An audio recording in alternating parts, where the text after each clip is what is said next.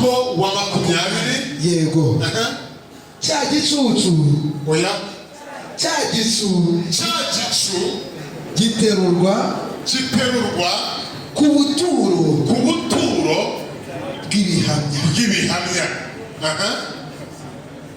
12 Abisiraheli barahaguruka bava mu butayu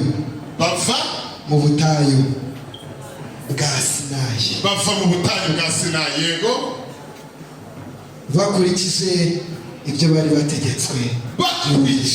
ibyo bari bategetswe mu rugendo oya y'urugendo bakurikije ibyo bari bategetswe y'urugendo yego icyo gicu gihagarara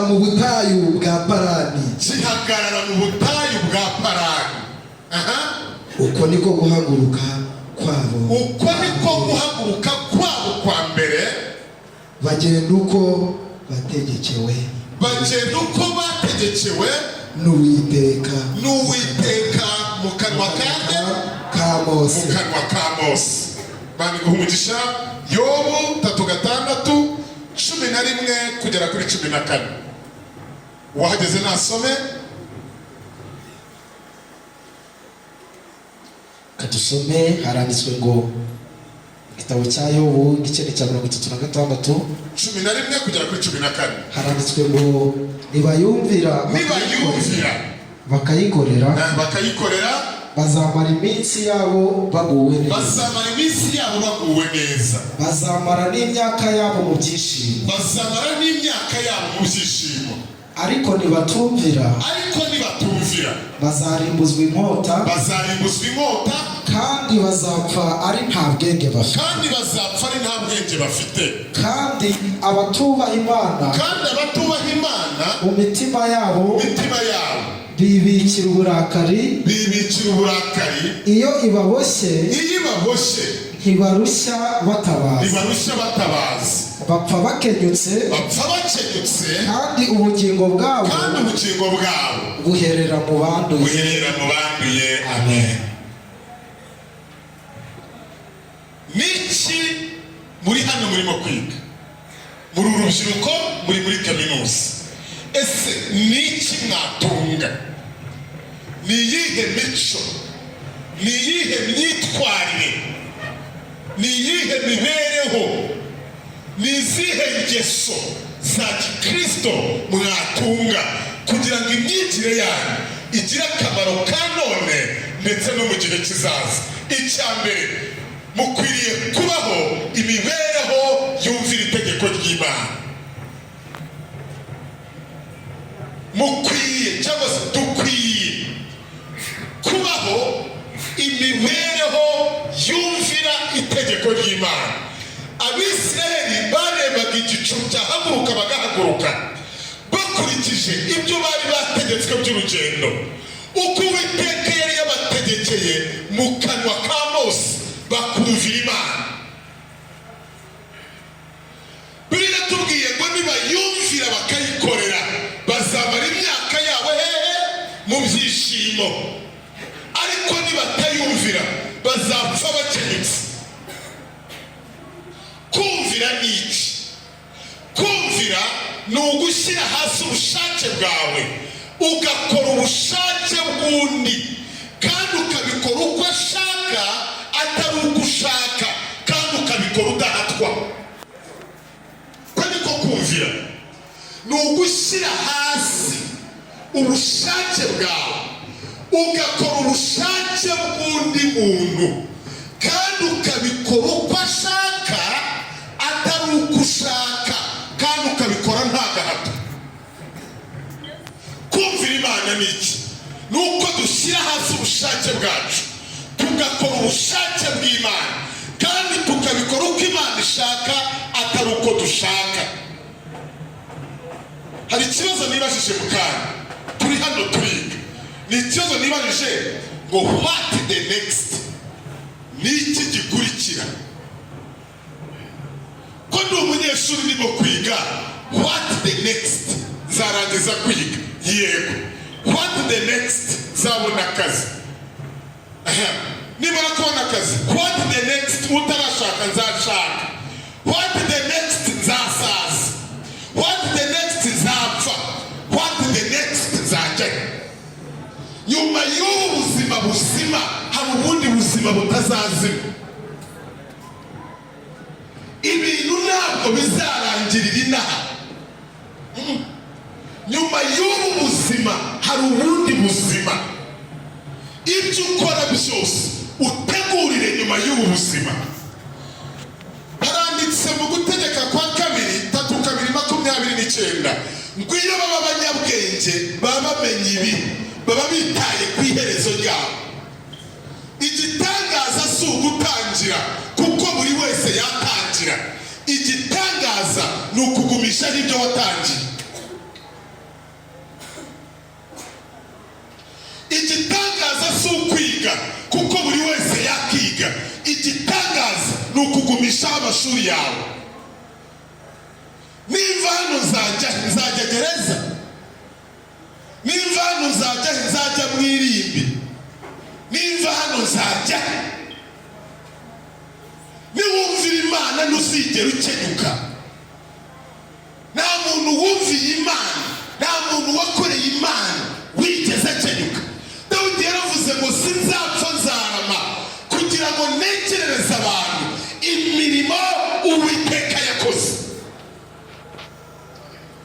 Iki mitima yacu ikeneye ni iki? Ikeneye Imana. Iyo tuvuze ububyutse, ubundi ububyutse ni iki? Ububyutse si ukubona insengero zuzuyemo abantu, ahubwo ni ukubona abantu buzuye insengero buzuyemo Imana. Imitima yacu ikeneye Imana. Kimwe mu bintu dukeneye kurusha ibindi byose mu buzima bibaho ni umutimanama wo gushaka kumva kubaho kw'Imana kuri kumwe natwe. Imitima yacu ikeneye icyo kintu. Siyanse bayibika mu mutwe, amafaranga bayabika mu mufuka, ijambo ry'Imana ribikwa mu mutima. Niyo mpamvu umwanditsi wa Zaburi 19:11 yavuze ngo nabikiye ijambo ryawe mu mutima wanjye kugira ngo ndagucumuraho.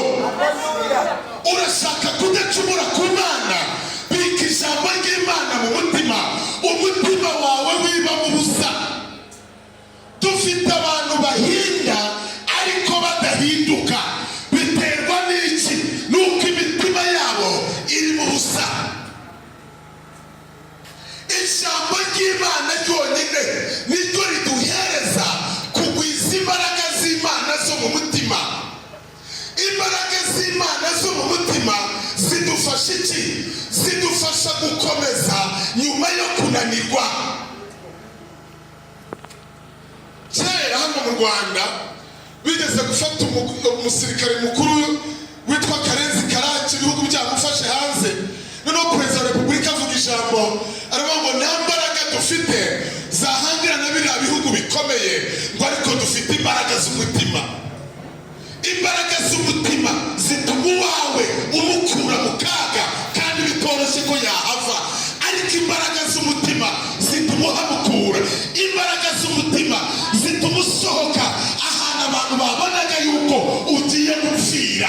Imbaraga z'umutima. Haleluya.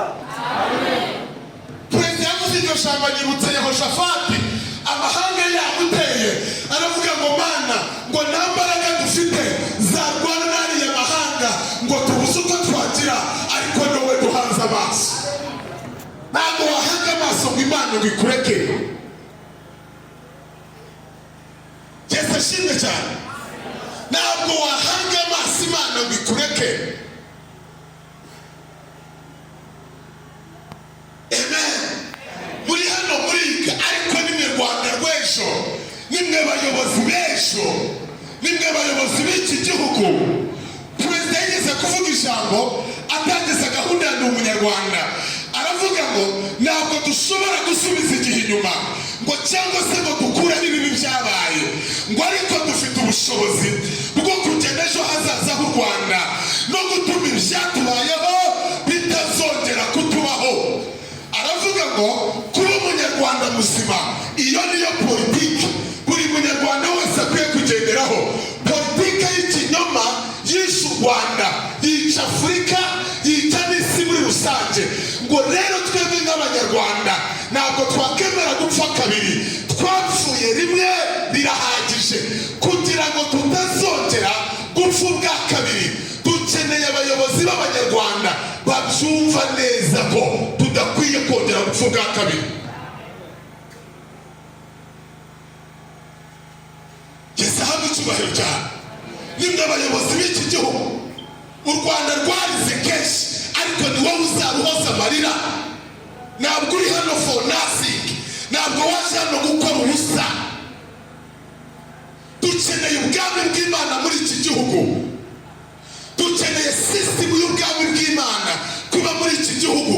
Dukeneye ko ibicaniro bya Gihogwe bisenyuka, dukeneye ko Nyabingi asenyuka, dukeneye ko kutubaha Imana gusenyuka. Birasenywa nande?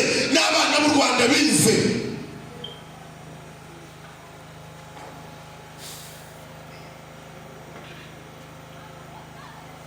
Yuhi wa gatanu Musinga we yaravuze ngo aho gutatira u Rwanda cyangwa kurutanga mu maboko y'abatindi batagira umutima, gusembera rwitangaho igitambo, ngo na mbere wari kuzagenda utabihisemo, ngo wowe uzazima ariko u Rwanda ntiruzazima, kandi kutazima k'u Rwanda niwo muzuko wawe w'umunyarwanda. Hari umuntu waje hano afite gahunda yo kubimuga? Arahari?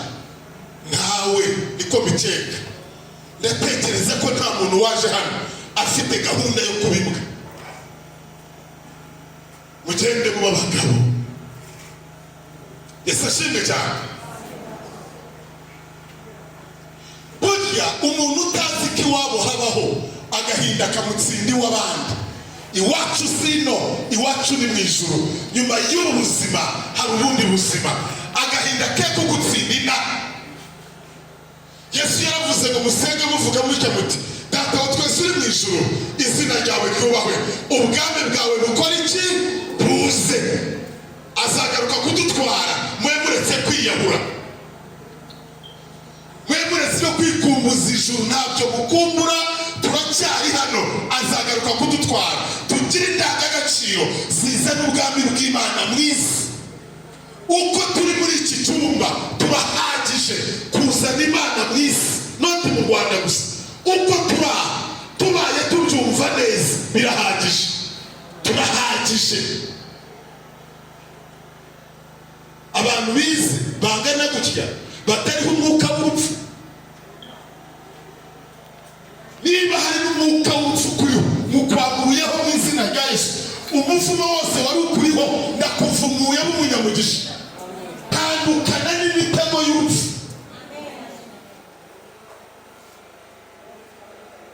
Amen. Inzozi kuzirota ni ubuntu, ariko kuzigeraho ni urugendo. Nimurote kandi muhaguruke mukurikira inzozi zanyu. Niba ufite imyaka 21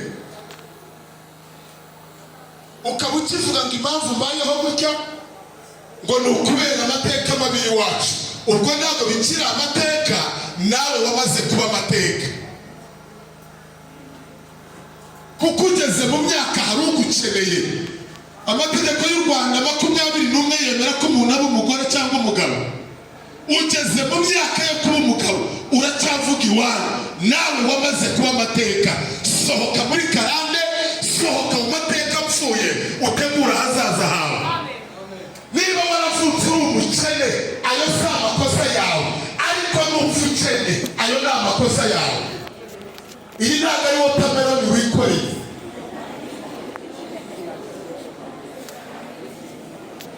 Ntabwo ari igihaza, iri ntabwo ari itegede.